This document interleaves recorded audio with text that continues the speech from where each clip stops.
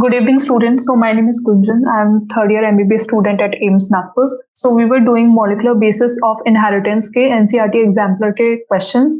So we will resume from where we have left. Very short answer type questions भी हमने कुछ questions कर लिए थे. Now we will start with question number 3 of very short answer type questions. Okay. So question number 3 is saying the enzyme DNA polymerase in E. coli is a DNA-dependent polymerase and also has the ability to proofread the DNA strand being synthesized. Explain. Discuss the dual polymerase. तो इस question में बोला है कि जो enzyme है आपका DNA polymerase जो ई कोलाई नाम के बैक्टीरिया के अंदर होता है और इसका जो फंक्शन होता है वो ये होता है कि ये प्रूफरीड करता है डीएनए स्ट्रैंड को जो बनने वाला है. तो हमें एक्सप्लेन करना है एंड डिस्कस करना है उस पॉलीमरेज के दोनों फंक्शंस को. उसके दो फंक्शंस होते हैं इस एंजाइम के. तो हमें पहले बात तो उस एंजाइम के बारे में बताना है, उसके बाद हमें डिस्कस करना है कि इसके कौन से वो दो फंक्शन हैं.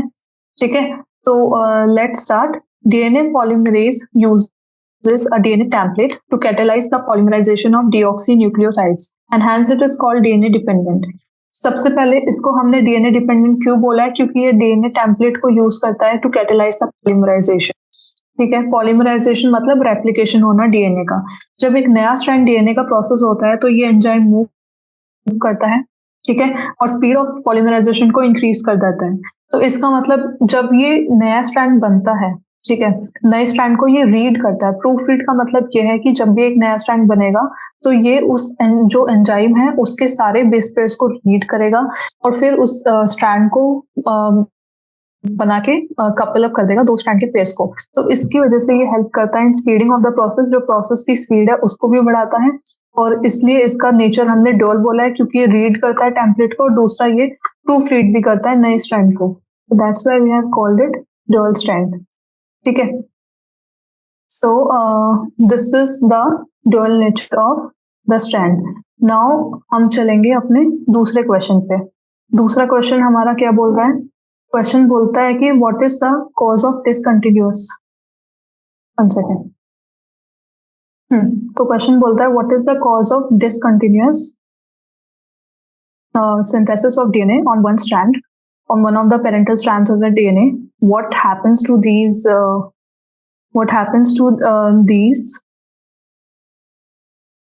short stretches of synthesized DNA? तो क्वेश्चन बोल रहा है कि जो discontinuous synthesis हो रही है आपके DNA की on one of the parental strands of DNA, ठीक है, तो उसका क्या कारण है? डिसकंटिन्यूअस सिंथेसिस क्यों हो रही है? और दूसरा कि ये जो छोटे छोटे स्ट्रेचेस ऑफ डीएनए बनते हैं जब एक डिसकंटिन्यूअस सिंथेसिस होती है तो उनके साथ बाद में क्या होता है. सबसे पहले तो कैसे डिसकंटिन्यूअस सिंथेसिस हो रही है वो आपको समझना होगा. ये डायग्राम में देखिए मैंने दो स्ट्रैंड्स बनाए हैं डीएनए के और यहाँ पे रेप्लिकेशन का फॉर्मेशन हो रहा है. इसमें एक लीडिंग स्ट्रैंड है आपका और एक लैगिंग स्ट्रैंड है. लैगिंग स्ट्रैंड आपका होता है फ्रॉम 3'. देखिए ये ऐसे करके ऐसे जा रहा है ना, ये 3' वाला पोजीशन है, जो लेफ्ट में है ये 5' है. लैगिंग स्ट्रैंड होता है आपका 3' to 5', लीडिंग स्ट्रैंड होता है आपका 5' to 3'. तो डिसकंटिन्यूअस सिंथेसिस होती है आपकी लैगिंग स्ट्रैंड पे. कैसे होती है? डीएनए पॉलीमरेज का ये एंजाइम है वो आता है और डिसकंटिन्यूअस सिंथेसिस करता है क्योंकि जो डीएनए पॉलीमरेज एंजाइम है वो बस 5' to 3' मूव करता है, वो 3' to 5' मूव नहीं करता है. इसलिए वो पार्ट पार्ट में डीएनए पॉलीमराइजेशन करेगा, डीएनए को बनाएगा तो छोटे छोटे पार्ट्स बन जाएंगे. इन पार्ट्स का नाम होता है ओकाज़ाकी फ्रेगमेंट्स. ठीक है, जैसे इस डायग्राम में दिख रहा है. लेकिन जो आपका लीडिंग स्ट्रैंड है, जो ऊपर वाला स्ट्रैंड है जो 5' से 3' की तरफ जा रहा है, इस वाले स्ट्रैंड में जो प्रोसेस हो रही है फॉर्मेशन की वो हो रही है कंटिन्यूअस. ठीक है, कंटिन्यूअस प्रोसेस हो रही है, उसके अंदर छोटे छोटे फ्रेगमेंट्स नहीं बन रहे हैं. तो ये डिफरेंस होता है दोनों लीडिंग और लैगिंग स्ट्रैंड के फॉर्मेशन में. तो क्वेश्चन में यही पूछा है कि क्या कोज है एक डिसकंटिन्यूअस सिंथेसिस ऑफ डीएनए का. मतलब जो डीएनए बन रहा है वो डिसकंटिन्यूअस सिंथेसिस हो रही है ना उसका पहले तो पूछा है कि कोज क्या है. ठीक है, फिर उसके बाद आपको पूछा है कि कोज बता दो और फिर जो फ्रेगमेंट्स बने उनके साथ क्या हो रहा है. फ्रेगमेंट्स जो आपके बन रहे हैं उन फ्रेगमेंट्स के साथ क्या हो रहा है वो फ्रेगमेंट्स का पूछा है. तो सबसे पहले डिसकंटिन्यूअस कोज का कारण है वो डीएनए पॉलीमरेज एंजाइम जिसकी बात मैंने की. ये DNA polymerase enzyme 5' to 3' direction में ही मूव करेगा. ठीक है, और लैगिंग स्ट्रैंड होता है 3' to 5' डायरेक्शन में. तो इसलिए by looping back mechanism small stretches of DNA are synthesised. तो इसलिए छोटे-छोटे स्ट्रेचेस ऑफ डीएनए बनेंगे, फ्रेगमेंट्स में बनेंगे, क्योंकि वो डिफरेंट डिफरेंट डायरेक्शन में मूव कर रहे हैं। उसके बाद उनके साथ क्या होगा, उनको बोलते हैं ओकाज़ाकी फ्रेगमेंट्स।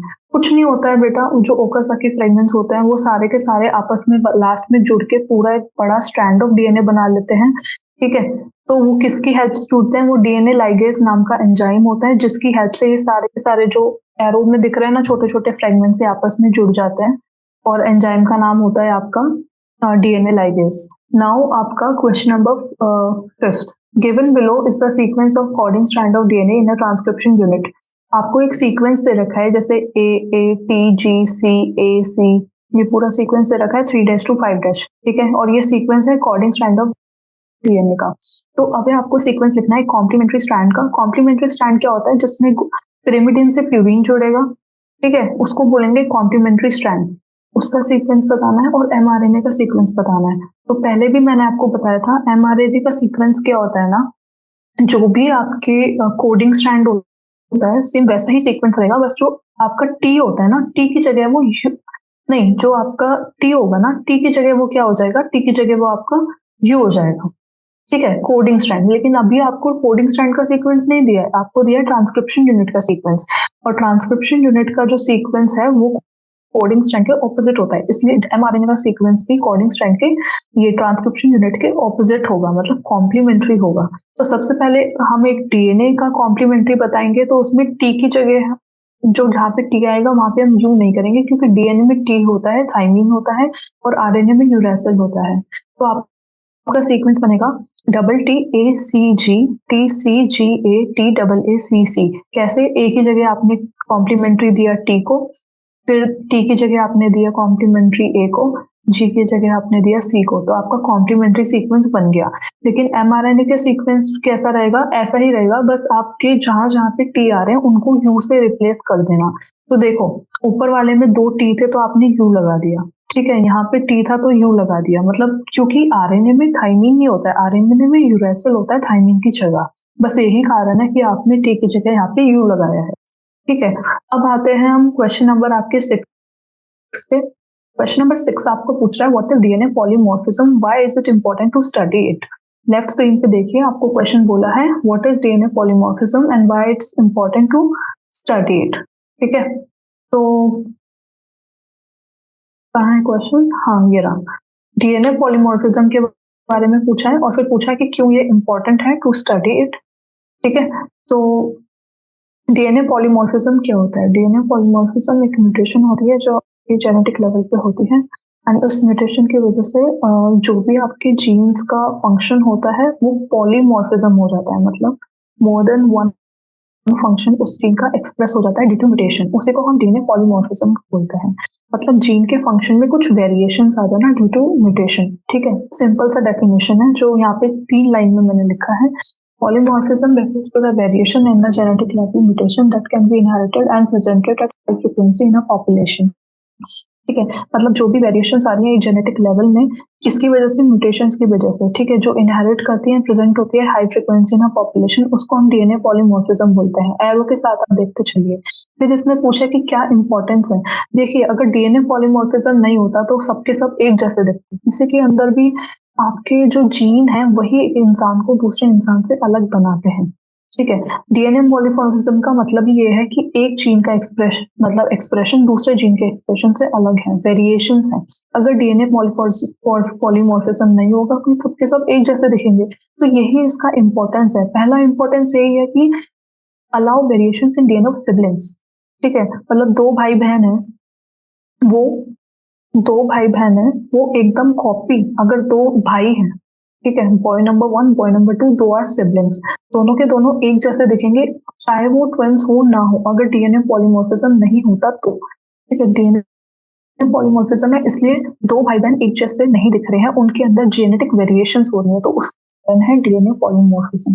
पहला तो इसका इंपॉर्टेंस ये है। दूसरा इंपॉर्टेंस क्या है ना, डीएनए, जैसे कि डीएनए पॉलीमॉर्फिज्म एक इंसान के जीन को दूसरे इंसान के जीन से अलग बनाता है।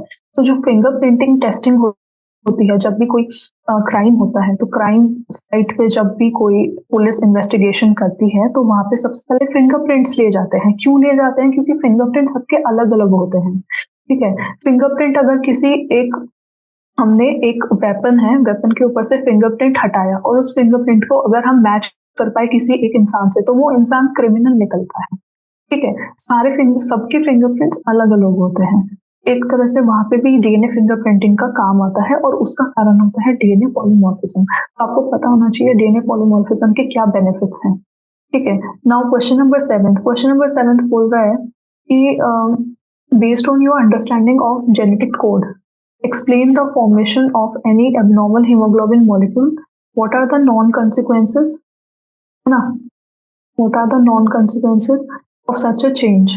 तो इसमें बोला है कि जो भी आपकी अंडरस्टैंडिंग है जेनेटिक कोड के बारे में, उसके हिसाब से एक्सप्लेन करो फॉर्मेशन ऑफ कोई भी एबनॉर्मल हीमोग्लोबिन मॉलिक्यूल का और क्या नॉन कॉन्सिक्वेंसेस होंगे इस चेंज के। तो हमारी जो अंडरस्टैंडिंग है एक हीमोग्लोबिन को लेके, वो तो यही है ना कि एक हीमोग्लोबिन जो होता है वो, अगर जो नॉर्मल हीमोग्लोबिन होगा वो किस किस फॉर्म में होगा, HbA, HbA2 और HbF। 3 तरह के होते हैं जो नॉर्मल होते हैं।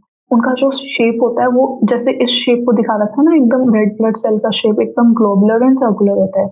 लेकिन अगर हीमोग्लोबिन आपका HbS हो गया, मतलब जो सिकल सेल एनीमिया के पेशेंट्स में होता है, तो जो शेप होता है सिकल सेल वाले आरबीसी का, वो ऐसा हो जाएगा जैसे आप राइट साइड में देख रहे हैं डायग्राम के, ठीक है? तो ये जो सिकल सेल है ना, ये एक आसानी से ब्लड में फ्लो नहीं कर पाएगी, एक जगह इकट्ठी हो जाएगी और कोगुलेशन कर सकती है, आगे जाके और बीमारियां हो सकती है, ठीक है? तो ये इसको बोलते हैं हम एबनॉर्मल हीमोग्लोबिन। ये एबनॉर्मल हीमोग्लोबिन क्यों होता है? क्योंकि हमारे जीन के अंदर म्यूटेशंस हो जाते हैं, जीन के अंदर वेरिएशन आती है।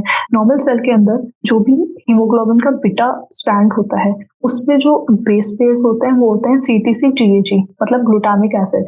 लेकिन अगर सिकल सेल हो गया तो ग्लूटामिक एसिड की जगह वैलिन आ जाता है, तो वो CTC की जगह CAC हो जाएगा और GTG हो जाएगा। तो ये एक छोटा सा म्यूटेशन थाइमीन को एडेनिन में बदल देने का जो म्यूटेशन है, CTC की जगह CAC हो गया, थाइमीन को एडेनिन में बदल दिया, उस म्यूटेशन की वजह से सिकल सेल डिजीज होती है और सिकलिंग ऑफ हीमोग्लोबिन होता है। उस हीमोग्लोबिन का नाम होता है HbS, ठीक है? तो बस यही आपको बताना है। Based on your understanding of genetic code, explain the formation of any abnormal haemoglobin molecule. Abnormal haemoglobin molecule आपके हैं HbA, HbA2 and HbF. Alterations in genes for beta chain on hemoglobin results in formation of HbS type of hemoglobin. ठीक है? HbS मतलब sickle cell के लिए S लिखा है यहाँ पे, और दिस टाइप ऑफ हीमोग्लोबिन की वजह से ही सिकल सेल एनीमिया होता है। इस डायग्राम के हिसाब से आपको अच्छे से समझ आना चाहिए कि क्या मैं बताना चाह रही हूँ। बस थाइमिन की जगह एडेनिन आ गया, छोटा सा म्यूटेशन हो गया, जिसको हमने पॉइंट म्यूटेशन बोलते हैं। कौन सा म्यूटेशन बोलते हैं? हम इसे पॉइंट म्यूटेशन बोलते हैं, ठीक है? नाउ क्वेश्चन नंबर आपका बोल रहा है 8। क्वेश्चन नंबर 8 में क्या दिया है? Let's understand and see. Okay, question number आपका 8 बोल रहा है sometimes cattle or even human beings gave birth to their young ones that are having extremely different sets of organs like limbs, position of eyes, form, ठीक है? इसमें बोला कि कुछ काफी बार ऐसा होता है कि कुछ कैटल और ऐसे ह्यूमन बींग्स भी होते हैं, ऐसे बच्चों को बर्थ दे देते हैं जिनके पास उनके हाथ, पैर, नाक, कान, आंख, इनमें कुछ ना कुछ कमियां होती हैं, ठीक है? ठीक है, बहुत ही डिफरेंट तरह के इनके, जैसे मान लीजिए आपने किसी बच्चे को देखा, उसके दोनों आंखों के ऊपर जो डिस्टेंस है, नॉर्मल जो डिस्टेंस होता है दोनों आंखों के बीच में, वो कितना होता है? अराउंड 6 सेंटीमीटर होता है। लेकिन कुछ ऐसे बच्चे होते हैं जिनके दो आंखों के बीच में बहुत ज्यादा डिस्टेंस होता है, ठीक है? इस तरह के एबनॉर्मल बच्चों को भी कोई लोग जन्म दे देते हैं। तो इस क्वेश्चन में पूछा है कि इसके बारे में बताओ कि क्यों होता है। इसका आंसर यही है कि जीन में कोई प्रॉब्लम है, वो जेनेटिक बीमारियां हो, उनको हम बोलते हैं जेनेटिक बीमारियां होती हैं वो, ठीक है? जेनेटिक डिफेक्ट की वजह से। तो इसमें लिखा है it is observe that sometimes cattle और even human beings give birth to their young ones at extremely different organs, जैसे लेंथ और position of the eye. Position of eye की बात करी है, जैसे मैंने बताया दो आई के बीच में 6 सेंटीमीटर का गैप होता है, तो वो गैप बढ़ जाता है। इसलिए होता है due to disturbance in coordinated regulation of expression set of genes. इसलिए जीन्स के अंदर, सेट ऑफ जीन्स के अंदर डिस्टर्बेंस हो जाता है। ये आप रीजन इसका लिख के आओगे, जिसकी वजह से ऑर्गन डेवलपमेंट में इफेक्ट होता है। तो 36 जो आपका 8 क्वेश्चन है वेरी शॉर्ट का, उसका आंसर आपको ये लिखना है। नाउ आपका है क्वेश्चन नंबर 9। देखो बेटा यहाँ पे 36 लिखा है, यहाँ पे 8 लिखा है, क्योंकि इसके अंदर मैंने सारे के सारे क्वेश्चन प्लस किए। 11 के बाद जैसे 12 आता है ना, ऐसे किया है। तो ऊपर आपके एमसीक्यूज भी थे, कितने एमसीक्यूज थे? 28 एमसीक्यूज थे। 28 एमसीक्यूज के बाद 29, 30 ऐसे प्लस करते गई। बाकी ये सब सेम ही है, ठीक है। Not going get confuse between both screens that have been shown here. Now आपका क्वेश्चन नंबर 9। क्वेश्चन नंबर 9 है, in a nucleus the number of ribonucleoside triphosphate is 10 times the number of deoxy. ठीक है, इसमें बोला है कि कोई भी अगर आप न्यूक्लियस लोगे तो उस न्यूक्लियस के अंदर जो नंबर होता है आपके राइबोन्यूक्लियोसाइड ट्राइफॉस्फेट्स का, वो 10 टाइम ज्यादा होता है नंबर ऑफ डीऑक्सी का। ठीक है, डीऑक्सी राइबोन्यूक्लियोसाइड ट्राइफॉस्फेट भी होते हैं, आरटीपी जिसको हम बोलते हैं, और डीटीपी भी होते हैं। ठीक है, तो जो आरटीपी राइबोन्यूक्लियोसाइड ट्राइफॉस्फेट का नंबर होता है वो 10 गुना ज्यादा होता है एक डीऑक्सी से। लेकिन डीऑक्सी राइबोन्यूक्लियोसाइड ही ऐड होते हैं डीएनए रेप्लिकेशन पे। जब भी डीएनए का रेप्लिकेशन होता है तो बस जो न्यूक्लियोसाइड ऐड होते हैं वो डीऑक्सी वाले होते हैं, राइबो वाले नहीं होते हैं। तो इसके पीछे का कारण पूछा, बहुत ही सिंपल सा कारण है, ज्यादा दिमाग लगाने की जरूरत नहीं है। क्वेश्चन बहुत बड़ा देते गए तो वो लगता है कि बहुत ज्यादा क्वेश्चन में कुछ दिमाग लगाना पड़ेगा, कुछ अलग ही आंसर होगा, पर ऐसा नहीं है। क्वेश्चन अगर आपने ढंग से पढ़ा तो आपको समझ आ जाएगा कि 1 लाइन का ही आंसर है। क्या है इसका आंसर? है क्वेश्चन में बोला है कि जब भी डीएनए रेप्लिकेशन होता है तो डीऑक्सीराइबोन्यूक्लियोटाइड्स ही ऐड होते हैं। क्यों ऐड होते हैं? क्योंकि हम जो एंजाइम यूज करते हैं डीएनए रेप्लिकेशन के अंदर, उसका क्या नाम होता है? उसका नाम होता है डीएनए डिपेंडेंट डीएनए पॉलीमरेज, जो हाईलाइट करके मैंने सबके ऊपर लिखा। नाम नहीं, देखो नाम नहीं लिखा है, डीएनए डिपेंडेंट डीएनए पॉलीमरेज। ठीक है, ये जो पॉलीमरेज वाला एंजाइम होता है ये डीएनए के ऊपर डिपेंडेंट होता है, मतलब इसका राइबो शुगर से कोई लेना देना नहीं है। इसलिए ये बस डीऑक्सी राइबोन्यूक्लियोटाइड्स को ही ऐड करता है, राइबोन्यूक्लियोटाइड्स को ऐड नहीं करता है। क्यों नहीं करता है? क्योंकि ये बाइंड ही नहीं कर सकता राइबोन्यूक्लियोटाइड्स, ये बाइंड ही बस डीऑक्सी राइबोन्यूक्लियोटाइड पे कर पाता है। तो इसका रीजन यही है कि DNA dependent DNA polymerase can not bind to the ribonucleotide because it can not accommodate 2H group of the ribose sugar in that. Bind ही नहीं कर पाता ये राइबोन्यूक्लियोटाइड पे, ये बाइंड ही बस डीऑक्सी राइबोन्यूक्लियोटाइड पे कर रहा है। इसलिए ये only it adds only deoxy ribonucleotides and are specific to DNA templates. ठीक है, नाउ आपका क्वेश्चन नंबर हम आगे 10th पे। हाँ, क्वेश्चन नंबर 10th आपका क्या बोल रहा है? Name of few enzyme, let's screen पे देखिए, हाईलाइट करते जा रही हूँ मैं। Name of few enzymes involve in DNA replication other than DNA polymerase and ligase. इसके अंदर हमें बस एंजाइम्स के नाम बताने हैं जो डीएनए रेप्लिकेशन में हेल्प करते हैं।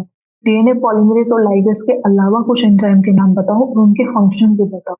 डीएनए पॉलीमरेज और लाइगेज की तो बात हो गई, अब इनको कोई डिफरेंट नेम चाहिए एंजाइम्स के जो हेल्प करते हैं। ठीक है, तो प्राइमेज एक एंजाइम है, पहले नंबर पे लिखा है यहाँ पे प्राइमेज।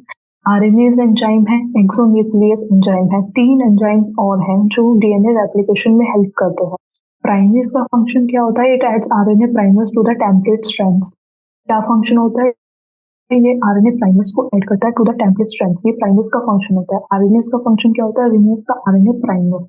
ये आरएनए प्राइमर को रिमूव करता है। प्राइमेज ऐड करेगा, आरएनएस रिमूव करेगा। एक्सोन्यूक्लियस का न्यूक्लियस क्लीविंग करता है न्यूक्लियोटाइड्स की 1 एट अ टाइम। ठीक है, न्यूक्लियोटाइड्स की क्लीविंग करेगा 1 एट अ टाइम एक्सोन्यूक्लियस। ये फंक्शन होता है एक्सोन्यूक्लियस का। तो 3 एंजाइम लिख के आना है, जो अगर सारे एंजाइम पूछे इन्होंने, ठीक है, सारे एंजाइम पूछे तो आप पॉलीमरेज भी लिखोगे, लाइगेज भी लिखोगे, जो क्वेश्चन में दे रखे हैं। पॉलीमरेज भी लिखोगे, लाइगेज भी लिखोगे। पॉलीमरेज का काम क्या है? जो ऊपर पढ़ा, डीऑक्सी राइबोन्यूक्लियोटाइड को ऐड करता है, पॉलीमराइजेशन कराता है। लाइगेज का यूज क्या है? जो भी ओकाजाकी फ्रेगमेंट्स बच जाते हैं लास्ट में, उनको आपस में जोड़ देता है। प्राइमेज का आपको क्या लिखना है? प्राइमेज ऐड करता है आरएनए प्राइमर्स को टू टेम्पलेट स्ट्रैंड्स। ठीक है, आरएनएस का क्या है? आरएनए प्राइमर को रिमूव करता है आरएनएस। एक्सोन्यूक्लियस क्लीविंग करता है न्यूक्लियोटाइड्स की।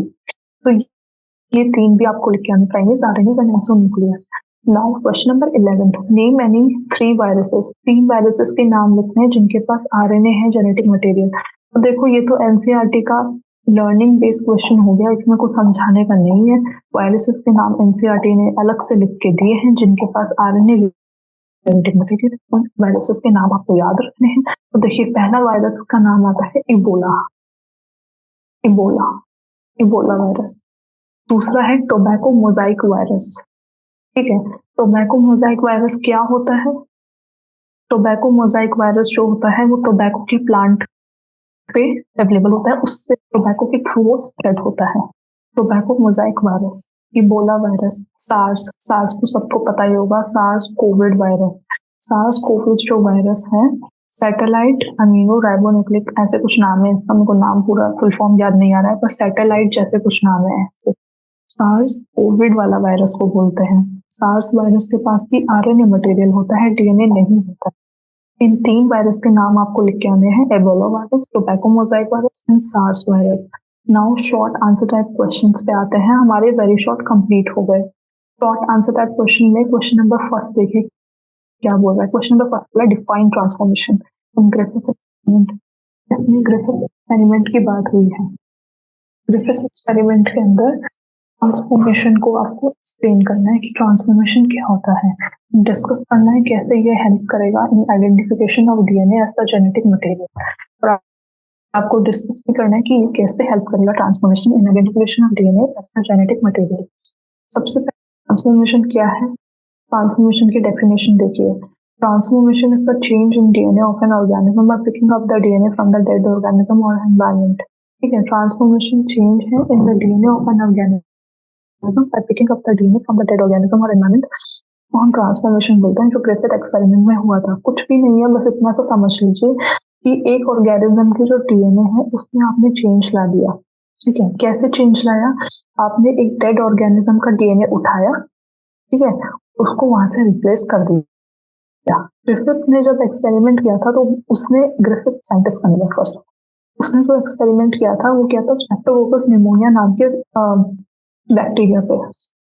फर्स्ट पॉइंट देखिए आप, फर्स्ट हाईलाइट का point you can see here, Streptococcus pneumonia नाम का उसका एक बैक्टीरिया था, उसके ऊपर उसने एक्सपेरिमेंट किया था ग्रिफिथ ने। तो उस एक्सपेरिमेंट में उसने क्या किया, कुछ तो उसने ऐसे लिए ऑर्गेनिज्म जो मरे हुए, जो जिंदा थे ही नहीं, ऑर्गेनिज्म ऐसे लिए थे जो जिंदा थे। उसने क्या किया, when the S string was injected into the mouse it died, but when the R string was injected it lived। R string और S string क्या था? S string वायरुलेंट था, R string था जो नॉन वायरुलेंट था। Virulent का मतलब है जो इन्फेक्शन कर सकता है। S string वायरुलेंट था, R string नॉन वायरुलेंट था। जब उसने माउस के अंदर S string डाला तो माउस मर गया, फिर उसने जब माउस के अंदर R string डाला तो माउस जिंदा रहा। तो जब भी heat kill S string alone inject करा जाता है माउस के अंदर तो माउस जीता है। और जब R string मतलब जो कि नॉन वायरुलेंट स्ट्रेन है उसको अगर हम हीट किल्ड एस स्ट्रेन के साथ इंजेक्ट करते हैं तो माउस तब भी मरता है। इसका मतलब ये है कि जब भी एस स्ट्रेन हम डालेंगे, मतलब जो वायरुलेंट स्ट्रेन है, तो माउस जो है वो मरेगा। लेकिन हमने जब हीट किल्ड एस स्ट्रेन डाला, मतलब उस एस स्ट्रेन के अंदर कुछ थी इन्फेक्शन करने की, तो ऑलरेडी हमने मरा हुआ एस स्ट्रेन डाला था। स्ट्रेन का मतलब यहाँ पे है बैक्टीरिया से, ऐसा बैक्टीरिया डाला था जो मरा हुआ था, तो उससे माउस जिंदा रहा। लेकिन जब हमने एक मरे हुए बैक्टीरिया के साथ एक जिंदा बैक्टीरिया डाला, लेकिन जो जिंदा बैक्टीरिया था वो इन्फेक्शन करने के लिए मतलब वायरुलेंट नहीं था, तो माउस मरा। इसका मतलब ये है कि जो आर स्ट्रेन था, जो नॉन वायरुलेंट स्ट्रेन था, उसने अपना डीएनए बदला, मतलब ट्रांसफॉर्म किया, क्योंकि उसके आसपास एक मरा हुआ वायरुलेंट बैक्टीरिया था। इसी प्रोसेस को हम बोलते हैं ट्रांसफॉर्मेशन। ट्रांसफॉर्मेशन का मतलब अगेन मैं बताती हूँ, change in the DNA of an organism. तो ऑर्गेनिज्म के डीएनए में चेंज आ रहा है ना, by picking up the DNA from the dead. अगर कुछ डेड ऑर्गेनिज्म पड़ा है एक ऑर्गेनिज्म के, तो वो डेड ऑर्गेनिज्म के डीएनए को पिक कर लेगा, तो उसकी वजह से उस डीएनए में चेंजेस आएंगे। इसको ही हम बोलते हैं ट्रांसफॉर्मेशन, जो ग्रिफिथ ने अपने एक्सपेरिमेंट में किया था। तो आपको फर्स्ट ये डेफिनेशन लिखनी है, फिर जैसे मैंने आपको ये पूरा एक्सप्लेन किए सारे पॉइंट्स नहीं लिखने आपको, तो मैंने एक्सप्लेनेशन के लिए डाले हैं बस, लेकिन आपको समझ आना चाहिए कि उसने किया क्या था। ठीक है, तो शॉर्ट में लिख के आ जाना आप। नाउ क्वेश्चन नंबर आपका सेकंड, क्वेश्चन नंबर सेकंड बोल रहा है, लेफ्ट स्क्रीन पे देखिए, who revealed biochemical nature of the transforming principle. इसमें बोला कि किसने रिवील किया था बायोकेमिकल नेचर एक ट्रांसफॉर्मिंग प्रिंसिपल का कैसे ये किया गया था, ये भी पूछा है कि कैसे किया गया था और किसने किया था। ठीक है, तो ट्रांसफॉर्मिंग प्रिंसिपल क्या है, अभी आपने ट्रांसफॉर्मेशन पढ़ा। ठीक है, गुंजन व्हाट्सएप चेक कर लो please. Hello hello, yes. So question number second is asking who revealed biochemical nature of the transforming principle.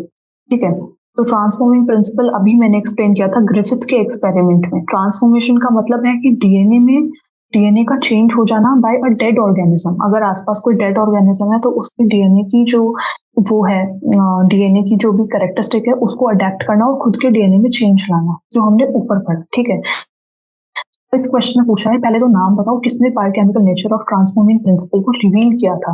मतलब उन्होंने पूछा है उन साइंटिस्ट का नेम बताओ। उसके बाद उन्होंने बोला है कि कैसे किया था। पहली बात तो जो साइंटिस्ट के नेम थे वो थे ऑसवाल्ड एवरी। अगर आपने अपनी एनसीईआरटी को ढंग से पढ़ा होगा तो कुछ साइंटिस्ट के नाम उन्होंने लिए हुए हैं। सबसे पहले मेसेल्सन एंड स्टॉल की बात की है, उसके बाद उन्होंने ग्रिफिथ की बात की है, उसके बाद उन्होंने बात की है Oswald Avery, Colin MacLeod and Maclyn McCarty. ठीक है, तो ये तीनों साइंटिस्ट थे। इन तीनों साइंटिस्ट ने ट्रांसफॉर्मिंग प्रिंसिपल के बायोकेमिकल नेचर को रिवील किया था। तो क्या कैसे किया था उन्होंने बायोकेमिकल को प्योरीफाई किया from heat killed S strain. S strain virulent strain, उसको मार दिया था, तो डेड ऑर्गेनिज्म था, उनके बायोकेमिकल्स को उन्होंने प्योरीफाई किया। किसको प्योरीफाई किया? डीएनए, आरएनए और प्रोटीन को। फिर उसके उन्होंने इन सारे के सारे केमिकल्स को एक माइस के अंदर डाला with R strain. R strain था, ग्रिफिथ ने ऊपर बात की थी। ठीक है, ग्रिफिथ ने आर स्ट्रेन और एस स्ट्रेन दोनों को मिला के डाला था। देखिए यहाँ पे लिखा हुआ है R strain along with heat kill S strain. उन्होंने सेम यही किया, लेकिन उन्होंने क्या किया, इन्होंने सबसे पहले जो केमिकल्स थे उनको निकाल लिया। क्या क्या? प्रोटीन, डीएनए, आरएनए, बाकी सब उस ऑर्गेनिज्म के अंदर उन्होंने रहने दिया। उसके बाद उन्होंने आर स्ट्रेन को उसके साथ डाला, तो उन्होंने देखा कि ट्रांसफॉर्मेशन हुआ ही नहीं। ट्रांसफॉर्मेशन बस तभी हुआ था जब डीएनए था वहां पे, आरएनए, प्रोटीन या कुछ और भी था तो ट्रांसफॉर्मेशन हुआ ही नहीं। तो वो इस कंक्लूजन पे आए कि डीएनए ही एक हेरिडेटरी मटेरियल है, ट्रांसफॉर्मेशन कर पा रहा है। डीएनए की वजह से ही एक ऑर्गेनिज्म में चेंज आ रहे हैं, उसकी कैरेक्टरिस्टिक में चेंज आ रहा है। कोई नॉन वायरुलेंट से वायरुलेंट बन रहा है, एक आर स्ट्रेन नॉन वायरुलेंट से एस स्ट्रेन बन रहा है बिकॉज ऑफ डीएनए। ठीक है, तो ये एक्सपेरिमेंट उन्होंने किया था कि डीएनए, आरएनए और प्रोटीन को निकाल के डाला, फिर डीएनए के साथ डाला, फिर आरएनए के साथ डाला, फिर प्रोटीन के साथ डाला, और उन्होंने देखा कि जब डीएनए डाला तभी आर स्ट्रेन एस स्ट्रेन में कन्वर्ट हुआ। और वो कौन से साइंटिस्ट थे? Oswald every. First second line में देखिए, ऑसवाल्ड एवरी, ठीक है, Colin MacLeod and McLean McCarthy, ये तीन साइंटिस्ट थे। क्वेश्चन नंबर थर्ड पे आते हैं। Discuss the significance. हमें सिग्निफिकेंस बताना है हेवी आइसोटॉप ऑफ नाइट्रोजन का in the Meselson and stall experiment. देखो बैक टू बैक जो आपके क्वेश्चंस आ रहे हैं वो साइंटिस्ट के ऊपर आ रहे हैं। पहला क्वेश्चन ग्रिफिथ के ऊपर आया, सेकंड क्वेश्चन भी साइंटिस्ट के ऊपर आया, ऑसवाल्ड, कॉलिन के ऊपर। Third question Meselson and stall पे पूछ लिया।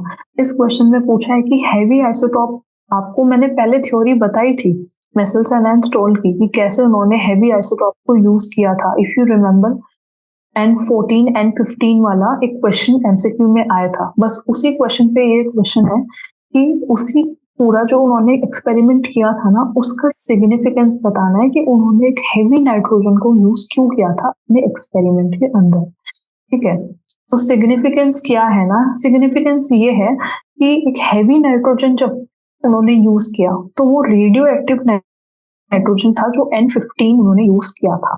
अगर वो एक हेवी नाइट्रोजन और रेडियो एक्टिव नाइट्रोजन को डीएनए के अंदर डाल के यूज करेंगे अपने एक्सपेरिमेंट में, तो वो आसानी से देख पाएंगे नॉर्मल, मतलब डिस्टिंग्विश कर पाएंगे। ठीक है, बेसिकली ये मतलब है कि वो एक नॉर्मल डीएनए को अपने एक्सपेरिमेंटल डीएनए से डिस्टिंग्विश कर पाएंगे, इसलिए उन्होंने एक हेवी नाइट्रोजन का यूज किया था। और भी इसके यूजेस हैं जो अभी हम पढ़ेंगे। तो पहला use, the heavy isotope of nitrogen is incorporated into the DNA of the E coli. ये कुछ नहीं है, ये तो बस बताया कि ऐसे इनकॉर्पोरेट किया था। ठीक है, तो सेकंड पॉइंट देखिए, सेकंड पॉइंट पे लिखा है इन्होंने कि डिस्टिंग्विश करने के लिए यूज किया था। डिस्टिंग्विश करने के लिए फ्रॉम 14 14N होता है नॉर्मल नाइट्रोजन, उससे डिस्टिंग्विश करने के लिए यूज किया था और डिस्टिंग्विश किया था bye centrifugation method. Centrifugation method से डिस्टिंग्विश किया था जब ई कोलाई ग्रो हुआ एक मीडियम जिसके अंदर नॉर्मल नाइट्रोजन था। तो सेकेंड जनरेशन के अंदर दो बैंड्स बने। पहले जनरेशन के अंदर एक दोनों डार्क बैंड थे। हेवी नाइट्रोजन का बैंड डार्क लिया था और नॉर्मल नाइट्रोजन का बैंड लाइट लिया था। ठीक है, तो पहले जो फर्स्ट जनरेशन था उसमें दोनों बैंड्स डार्क थे। सेकेंड जनरेशन जब आई तो एक बैंड आया आपका लाइट, एक बैंड आया आपका डार्क। ठीक है, तो इसको ही उन्होंने सेमी कंजर्वेटिव डीएनए रेप्लिकेशन का नाम दिया। ठीक है, सेमी कंजर्वेटिव डीएनए रेप्लिकेशन उनको बताना था, इसलिए उन्होंने एक हेवी नाइट्रोजन का यूज किया जिससे वो एक नॉर्मल डीएनए और अपने एक्सपेरिमेंटल डीएनए को डिस्टिंग्विश कर पाए। मतलब उनका एक्सपेरिमेंट वाला डीएनए कौन सा है और नॉर्मल डीएनए कौन सा है उनको पता होना चाहिए, इसलिए उन्होंने एक हेवी नाइट्रोजन का यूज किया था। बाकी इससे ज्यादा इसमें कुछ नहीं है, फिर आप एक्सप्लेन कर देना कि क्या हुआ जो ये लास्ट 2 पॉइंट्स में लिखा हुआ है, ये इतना भी एविडेंट नहीं है यहाँ पे डालने के लिए। एंड देन लास्ट में लिख देना this showed that the DNA is semi conservative. ठीक है, now question number 4, define define a cistron. आपको बताना है सिस्ट्रोन क्या होता है, तो सबसे पहले सिस्ट्रोन देखिए क्या होता है। ये देखिए, cistron is defined as the functional unit of gene. Gene क्या होता है? जीन एक पूरा डीएनए का सेगमेंट होता है। ठीक है, उसको हम जीन बोलते हैं।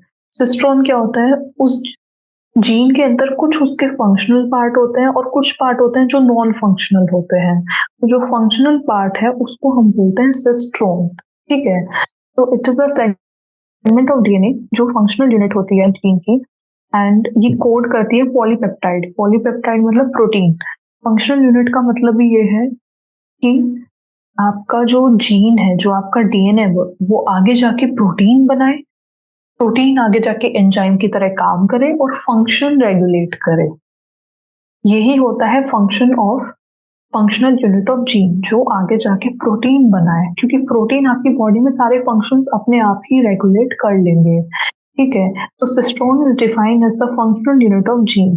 It is a segment of DNA coding for a polypeptide. Cistron may code for one or more functional polypeptides. अब सिस्ट्रोन आपने डिफाइन कर दिया। क्वेश्चन में आगे बोला है कि giving example differentiate between monocistronic and polycistronic transcription unit. अब आपको एग्जांपल देके मोनोसिस्ट्रोनिक और पॉलीसिस्ट्रोनिक ट्रांसक्रिप्शन यूनिट में डिफरेंशिएट करना है। तो पहले तो डायग्राम देख लीजिए, इजी हो जाएगा। मोनोसिस्ट्रोनिक का डायग्राम देखिए। मोनोसिस्ट्रोनिक का जो डायग्राम है उसके अंदर एक सिंगल प्रोटीन बन रहा है एक जीन्स के सेगमेंट से। ठीक है, सिंगल प्रोटीन बन रहा है इसलिए मोनो आया है नाम में। जूम करके देख लीजिए, मोनो नाम में आया है, सिंगल बन रहा है। सिंगल प्रोटीन बन रहा है इसलिए मोनो आया है, तो मोनोसिस्ट्रोनिक एमआरएनए हम इसको बोलेंगे। एक डीएनए का जो सेगमेंट है वो एक प्रोटीन को बना रहा है।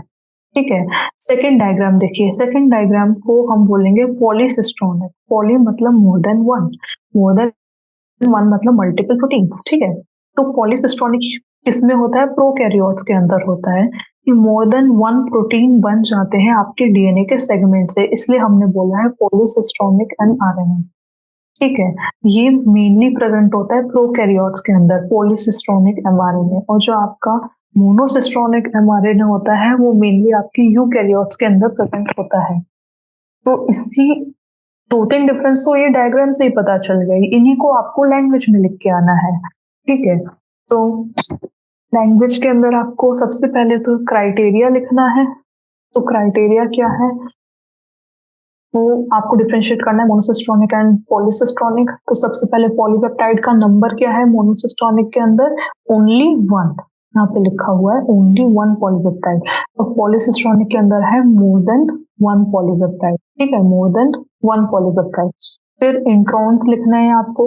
तो मोनोसिस्ट्रोनिक के अंदर इंट्रॉन्स होते हैं एंड पॉलीसिस्ट्रोनिक के अंदर इंट्रॉन्स नहीं होते हैं। इंट्रॉन्स का मतलब क्या है? इंट्रॉन एंड सिस्ट्रॉन, दो टर्म्स आपको पता होने चाहिए। सिस्ट्रॉन होता है फंक्शनल यूनिट, इंट्रॉन होता है नॉन फंक्शनल यूनिट। ठीक है, तो पॉलीसिस्ट्रोनिक के अंदर इंट्रॉन्स मतलब नॉन फंक्शनल यूनिट नहीं होते हैं, इसलिए इतने सारे प्रोटीन बन जाते हैं। और मोनोसिस्ट्रोनिक के अंदर इंट्रॉन्स होते हैं इसलिए एक ही प्रोटीन बनता है। फिर उसके बाद जो मोनोसिस्टोनिक होता है वो यूकैरियोट्स के अंदर होता है, पॉलीसिस्टोनिक जो होता है वो प्रोकैरियोट्स के अंदर रहता है। याद कैसे करोगे? पी से पोली, पी से प्रोकैरियोट्स, ठीक है। पी से पोली, पी से प्रोकैरियोट्स, ऐसे याद रख लेना इसको। मोनोसिस्टोनिक यूकैरियोट्स में होगा, ठीक है। तो डायग्राम ऐसे बना के आ जाना तो फुल मार्क्स मिलेंगे। उसके बाद क्वेश्चन नंबर आपका 5th, give any 6 features of human genome. आपको ह्यूमन जीनोम के 6 फीचर्स बताने हैं। तो ह्यूमन जीनोम होता क्या है? ह्यूमन जीनोम क्या है ना, ह्यूमन जीनोम आप ह्यूमन बीइंग हो तो आपका जितना भी डीएनए है, आपके अंदर जितना भी जीन है, उसी को हमने ह्यूमन जीनोम बोला, ठीक है। जो भी आपके अंदर डीएनए है, जीन है, उसी को हमने ह्यूमन जीनोम बोला है।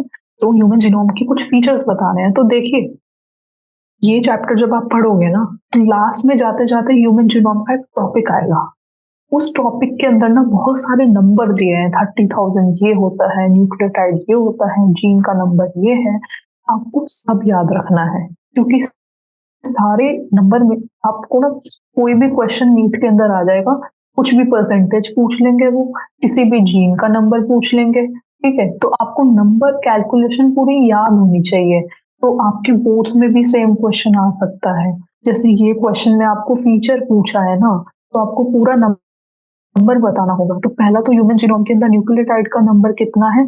3164.7 मिलियन न्यूक्लियोटाइड्स होते हैं, ठीक है। फिर उसके बाद जीन कितने होते हैं? एवरेज जीन कितने हैं, मतलब एक डीएनए के अंदर एवरेज जीन कितने होंगे? तो 3000 होंगे, ठीक है। टोटल नंबर ऑफ जीन कितने हम एस्टिमेट कर रहे हैं? पूरा अगर हम ह्यूमन का क्रोमोसोम निकाल ले और सारे जीन को हम कैलकुलेट करें, अराउंड 30,000 जीन है हमारे एक सेल के अंदर, ठीक है। फोर्थ, 99.9% ऑफ न्यूक्लियोटाइड्स सेम होते हैं सारे ह्यूमन बींग्स के अंदर। तो जो हर एक बंदा दूसरे बंदे से अलग है, ठीक है। क्यों है? सिर्फ 0.1% जो न्यूक्लियोटाइड है वो अलग है, उसकी वजह से लोग एक दूसरे से अलग हैं। बाकी 99.9% न्यूक्लियोटाइड्स सबके अंदर सेम होते हैं, ठीक है। तो less than 2% of the genome codes for protein. Fifth point ये है कि जो भी आपका जीनोम है उसके अंदर सिर्फ 2% से कम ही जीन है जो प्रोटीन को आगे जाके बनाएंगे, मतलब जो जीन फंक्शनल होते हैं, ठीक है, वो ओनली लेस देन 2% है, बाकी सब नॉन फंक्शनल होते हैं। फिर लास्ट पॉइंट आपको लिखना है कि क्रोमोसोम नंबर 1 के पास सबसे ज्यादा जीन्स होते हैं जिनका नंबर है 2968, एंड क्रोमोसोम नंबर Y के पास सबसे कम जीन होते हैं जिसका नंबर है 231। तो ये सारे पॉइंट्स एक छोटे शॉर्ट नोट्स के तरह मैंने यहाँ पे आपको दिखाए हैं। इससे ज्यादा कुछ नंबर आएगा नहीं, तो ये एटलीस्ट आपको याद रखने हैं। Question number 6, during DNA replication, why is it that the entire molecule does not open in one go? ठीक है, इसमें ये पूछा है कि जब भी एक डीएनए का रेप्लिकेशन होता है तो पूरा का पूरा मॉलिक्यूल एक बारे में क्यों नहीं खुलता? क्यों एक रेप्लिकेशन फॉर्क बनेगा? रेप्लिकेशन फॉर्क मतलब, तो देखिए, ये जैसे डायग्राम में दिया है ना, ये आधा खुल गया है, आधा यहाँ से नहीं खुला है, ये बंधा है, अभी भी कॉइल हो रखा है, कॉइलिंग पैटर्न में होता है ना हमारा डीएनए। तो जब भी डीएनए का रेप्लिकेशन होता है तो ये पूरा एक साथ नहीं खुला है, आधा खुला है। तो जितना आधा खुला है उसका ही नाम है रेप्लिकेशन फोर्क। क्वेश्चन में बोला है कि पूरा क्यों नहीं खुलता है एक बारी में, ठीक है, उसको एक्सप्लेन करो। फिर उसके बाद ये बताओ कि रेप्लिकेशन फोर्क होता क्या है, एक्सप्लेन रेप्लिकेशन फोर्क। उसके बाद दो फंक्शन बताओ मोनोमर्स के, दो फंक्शन बताने हैं आपको मोनोमर्स के। तो ये सब आपको एक्सप्लेन करना है क्वेश्चन के अंदर, हो जाएगा एक्सप्लेन। तो देखिए, सेम डायग्राम यहाँ पे भी रखा है, ये पूरा एक साथ नहीं खुला है, आधा आधा करके खुला है, तो इसी को हम डीएनए रेप्लिकेशन फोर्क बोलते हैं, जो आधा खुला हुआ है। तो डीएनए रेप्लिकेशन फोर्क का एक छोटा सा आपको डेफिनेशन लिखना है। क्या डेफिनेशन है? डीएनए रेप्लिकेशन फोर्क मतलब DNA replication happens in small opening of DNA helix. DNA helix में स्मॉल स्मॉल ओपनिंग में डीएनए रेप्लिकेशन होता है। तो जो ओपनिंग है उसको हम एक रेप्लिकेशन फोर्क बोलते हैं, ठीक है। सिंपल सा ये डेफिनेशन है। उसके बाद क्वेश्चन में बोला है कि क्यों एक बारी में नहीं खुलता है, तो उसका एक्सप्लेनेशन ये है कि डीएनए रेप्लिकेशन एक एनर्जी इंटेंसिव प्रोसेस है जिसमें हाई अमाउंट ऑफ एनर्जी लगती है। सो प्रैक्टिकल सॉल्यूशन है छोटे छोटे पार्ट में करके हम इसका रेप्लिकेशन कर दें। अगर एक साथ हम बैठेंगे पूरे डीएनए का रेप्लिकेशन करने, तो एक ही साथ बहुत सारी एनर्जी की जरूरत पड़ेगी और इतनी एनर्जी हमारे सेल के अंदर नहीं होती है। तो सिंपल सा रीजन है कि एनर्जी बहुत ज्यादा लग जाएगी, इसलिए पार्ट में छोटा छोटा खुल खुल के वो रेप्लिकेट करता है। ठीक है, रेप्लिकेशन फोक का तो मैंने आपको बता दिया है डेफिनेशन। फिर उसके बाद क्वेश्चन में बोला है कि मोनोमर्स जो होते हैं ना, क्या होते हैं मोनोमर्स? न्यूक्लियोटाइड ट्राइफॉस्फेट, एनटीपी, ये मोनोमर्स होते हैं। तो इनका आपको फंक्शन बताने हैं दो। तो मोनोमर्स जैसे nucleotide triphosphate is a molecule containing a nucleotide bound to 3 phosphates. The NTP present in DNA are called DNTPs. They are basic building blocks of life. They play important role in various metabolic functions. तो क्या function है इनका? इनका function, पहला function ये होता है कि ये बहुत सारे जो बॉडी में मेटाबॉलिक फंक्शंस होते हैं ना, मतलब आपका कैटाबॉलिज्म, एनाबॉलिज्म, जो भी आप डाइजेशन की जो भी रिएक्शंस होती है, कैटाबॉलिज्म, एनाबॉलिज्म, उन सबको हम मेटाबॉलिक फंक्शंस बोलते हैं। उन सब मेटाबॉलिक फंक्शंस में इन मोनोमर्स का काम होता है, जो न्यूक्लियोटाइड ट्राइफॉस्फेट, एनटीपी जिसको बोला है, ये एक मॉलिक्यूल होता है। एक तो वहां पे इनका रोल होता है, बाकी ये बिल्डिंग ब्लॉक्स हैं लाइफ के। ठीक है, इसको ये टर्म एनसीईआरटी ने लिखी है। अगर आपको क्वेश्चन आता है what is the basic building block of life, तो आप लिख के आओगे एनटीपी। इन मोनोमर्स को बोला है। तो monomers is a molecule containing a nucleotide bound to 3 phosphate। नाम में ही लिखा है न्यूक्लियोटाइड ट्राइफॉस्फेट, मतलब न्यूक्लियोटाइड 3 फॉस्फेट से जुड़ा हुआ है। तो ये जो एंटीपीज होते हैं ये प्रेजेंट होते हैं डीएनए में, तो इनको बोल देते हैं डीऑक्सी एंटीपीज। ठीक है, डी एंटीपीज बोलते हैं। तो ये दो फंक्शंस है, आप लिख देना, बेसिक बिल्डिंग ब्लॉक्स, और दूसरा मेटाबॉलिक फंक्शंस में ये रोल प्ले करते हैं। Now question number 7, retrovirus do not follow central dogma. ठीक है, retrovirus do not follow central dogma comment. Central dogma क्या होता है और रेट्रोवायरस क्या होता है? देखिए, सेंट्रल डोगमा का मतलब है डीएनए से आरएनए बने, जैसे थर्ड लाइन में लिखा है डीएनए से आरएनए बने और आरएनए से प्रोटीन बने, इसको बोलते हैं सेंट्रल डोगमा। ठीक है, क्वेश्चन में लिखा है कि जो रेट्रोवायरस होते हैं वो सेंट्रल डोगमा को फॉलो नहीं करते हैं, इसका कमेंट करना है आपको। रेट्रोवायरस कौन होते हैं? रेट्रोवायरस मतलब रेट्रो, रेट्रो मतलब रिवर्स, पीछे जाना। ठीक है, रिवर्स, ये याद रखो, रेट्रो का मतलब हो गया रिवर्स। तो रेट्रोवायरस में क्या होता है ना, प्रोटीन से आरएनए बनेगा और आरएनए से डीएनए बनेगा, रिवर्स जाएगा। ठीक है, एंड जो बेसिक आपके नॉर्मल वायरस होते हैं वो सीधे जाते हैं, डीएनए से आरएनए बनाएंगे, आरएनए से प्रोटीन बनाएंगे। तो फ्रांसिस एंड क्रिक ने प्रपोज किया था central dogma in molecular biology. According to this, genetic information flows from DNA to RNA, RNA to protein.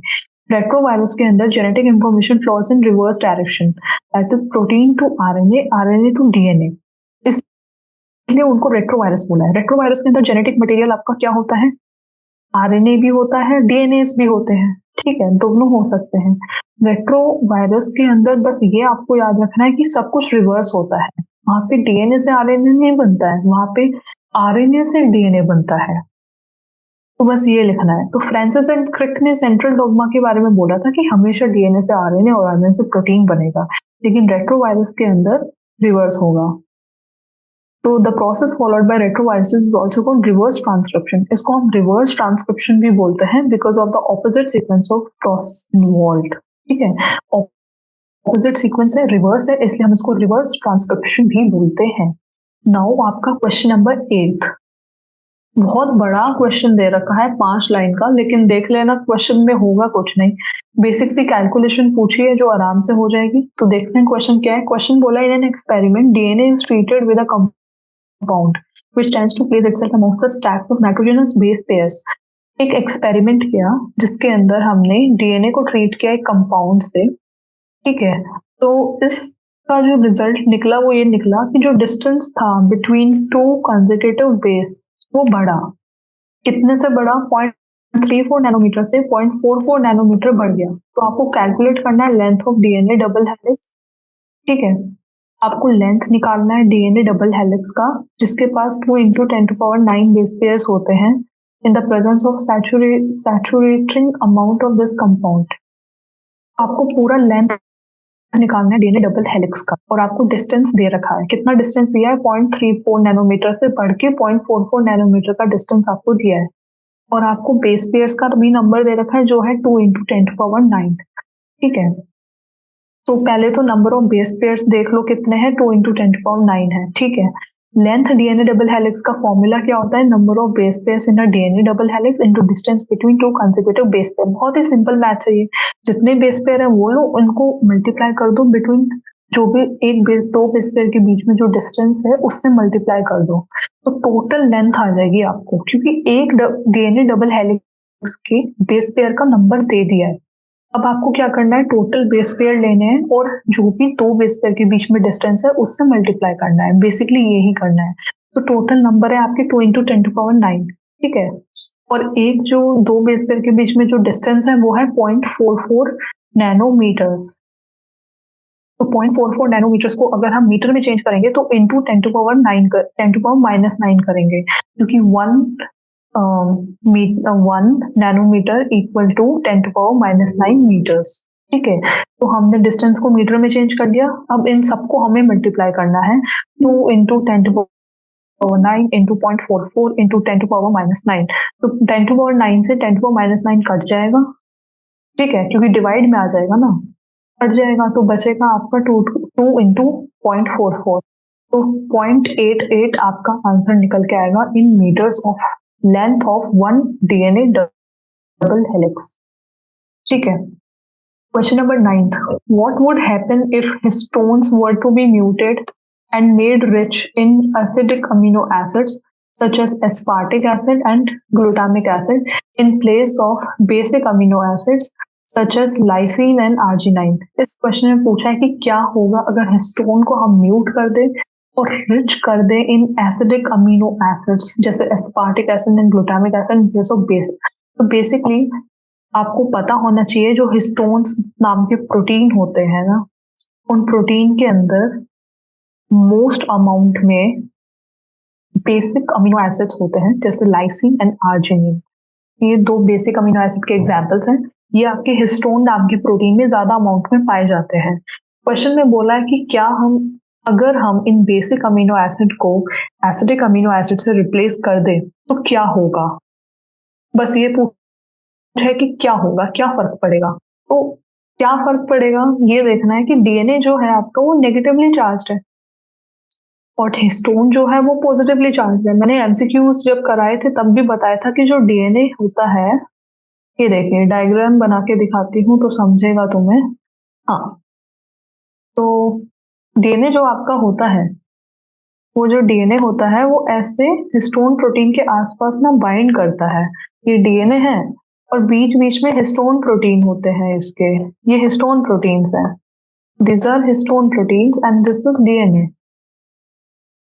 तो डीएनए जो आपका होता है ये होता है नेगेटिवली चार्ज, और हिस्टोन प्रोटीन जो होते हैं आपके वो होते हैं पॉजिटिवली चार्ज। और अगर आपको केमिस्ट्री अगर आपने पढ़ी होगी अच्छे से तो आपको पता होगा जो बेसिक अमीनो एसिड्स होते हैं वो मोस्टली पॉजिटिवली चार्ज होते हैं, और जो एसिडिक अमीनो एसिड्स होते हैं वो मोस्टली नेगेटिवली चार्ज होते हैं। इसलिए histone protein basic amino acid से रिच होता है, बेसिक अमीनो एसिड से रिच होता है और पॉजिटिवली चार्ज होता है। अगर हमने यहाँ से बेसिक अमीनो एसिड निकाल दिए, अब इस वाले डायग्राम ये सेकंड नंबर का जो कॉइल है ना, यहाँ पे जो हिस्टोन्स हमने डाले हैं, ये जो हिस्टोन्स है ये एसिडिक अमीनो एसिड से रिच है, तो इनके अंदर नेगेटिव चार्ज आ जाएगा। अब डीएनए भी आपका नेगेटिवली चार्ज है, तो ये दोनों आपस में ना रिपेल करेंगे, बाइंड नहीं कर पाएंगे, तो ये इफेक्ट होगा, अच्छे से फिट नहीं हो पाएंगे। तो वही चीज मैंने यहाँ पे एक्सप्लेन करके लिखी है कि aspartic acid and glutamic acid acidic amino acid है, लाइसिन बेसिक है। Lysine and arginine positive charge रखते हैं और एस्पार्टिक एसिड नेगेटिव चार्ज रखते हैं। डीएनए एक नेगेटिवली चार्ज है एंड रैप करता है around positively charged histone octamer. अगर एसिडिक अमीनो एसिड प्रेजेंट होगा हिस्टोन में बिकॉज ऑफ म्यूटेशन की वजह से अगर एसिडिक अमीनो एसिड प्रेजेंट होगा तो DNA won't be able to wrap around itself. DNA wrap नहीं कर पाएगा। क्यों नहीं कर पाएगा? दोनों नेगेटिव नेगेटिव हो जाएंगे ना। इसलिए long strand of DNA will not be able to fit inside the small space in the nucleus. तो अगर वो रैप नहीं होगा, एक स्ट्रैंड का लेंथ तो हमने अभी देखा 0.88 मीटर्स आया था, तो क्या वो एक इतनी छोटी सी सेल में इतना बड़ा लेंथ एक्यूमुलेट होगा? नहीं होगा ना। इसलिए इसको रैप करना पड़ता है, ऐसे कॉइल करना पड़ता है। ठीक है, कॉइल किसकी हेल्प से करता है? कॉइल हिस्टोन प्रोटीन्स की हेल्प से करता है। अगर हिस्टोन प्रोटीन्स के नेगेटिव हो गए, डीएनए भी नेगेटिव हो गया, तो ये आपस में कॉइल नहीं कर पाएंगे। ठीक है, तो पूरा न्यूक्लियर ऑर्गेनाइजेशन गड़बड़ा जाएगा। तो ये पॉसिबल होगा बिकॉज ऑफ एफिशिएंट पैकेजिंग की वजह से। पैकेजिंग अच्छी हो, इसलिए हमें उसके अंदर एसिडिक प्रोटीन्स नहीं डालने हैं, क्योंकि पूरा न्यूक्लियर ऑर्गेनाइजेशन गड़बड़ा जाएगा। तो यही चीज आपको 40 क्वेश्चन नंबर 9 में एक्सप्लेन की है। तो we are done with question number 9 हो गया हमारा। अब बाकी के जो बचे हुए क्वेश्चंस हैं, क्वेश्चन 23 है शॉर्ट में और लॉन्ग में आपके 9 है। तो काफी क्वेश्चंस आपके बचे हुए हैं, around 21-22 questions. We will do in our next session. Thank you so much.